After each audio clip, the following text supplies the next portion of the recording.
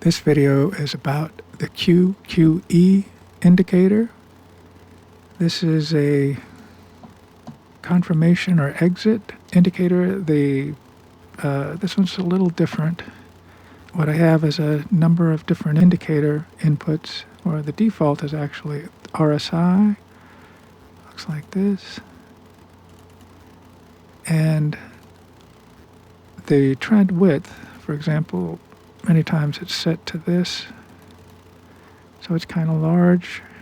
The trend line width is where you control that. You can make it smaller and have it follow it pretty closely. Or 50, I think, is good. And you can apply any one of these indicators. You can start with this one.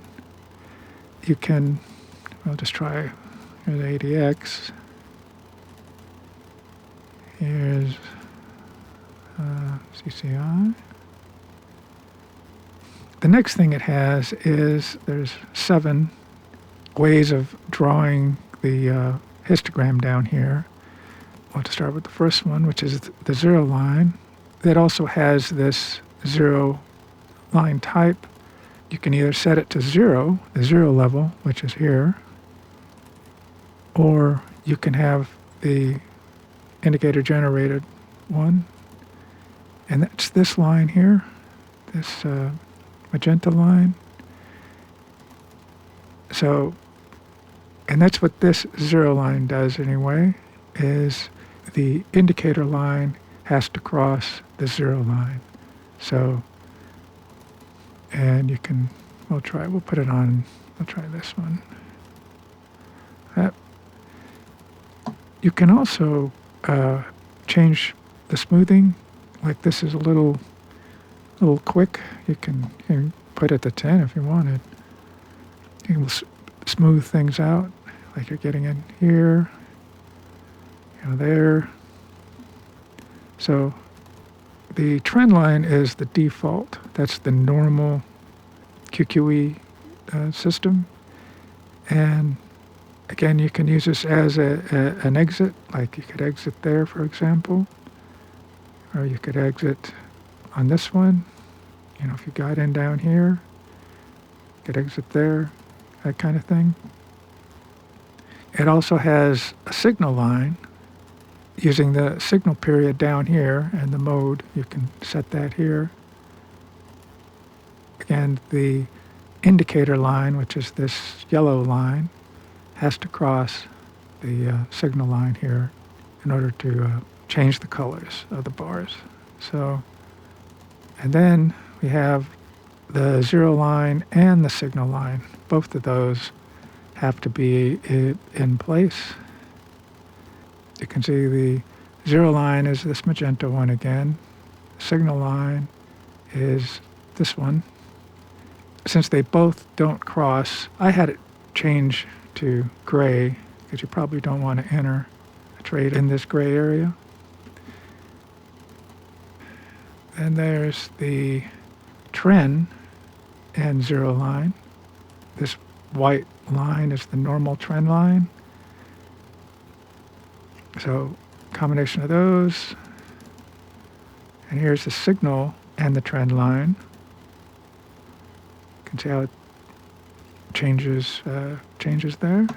And then the last one here is the trend, signal, and 0 line, all 3 together. So you can see where it's like this. If you shorten it, for example, I'll put it to 10. Sure, it follows the trend and the other lines a little closer. So then you can change the applied price if you want. And this period 2 multiplier, it's mainly for stochastics and MACD. What it does is it multiplies this period by 2, and that's what it's using as the other variable to generate the stochastics. One of the main things that I added in order to get all these indicators to work properly is I add a normalization period. So it goes back 200 candles and you can change it. Like, for example, I'll set this to 50, and you can see how it changes. And all it does is it just finds the high and the low of, for this one, it'd be the RSI, and it uses that to generate, to normalize the price data as it comes in. The other thing is the minimum level. Okay, this is without the minimum line. You can see it's at 0 currently. And if I make it 10, see, it has to be above or below this minimum level in order to change the color of the bar. And the 10 value is this. If you look at this range over here, it's generally from -50 to +50. So a value of 10, or like 1/5 of the range, of the upper range, for example.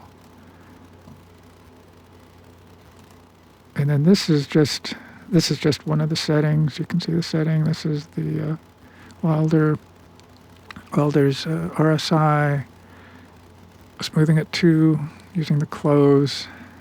The width is 50. There's no minimum value. This is one of the trend direction indicators, and you can just see. Oops, you can just see what it does. Here we go. Got some back here.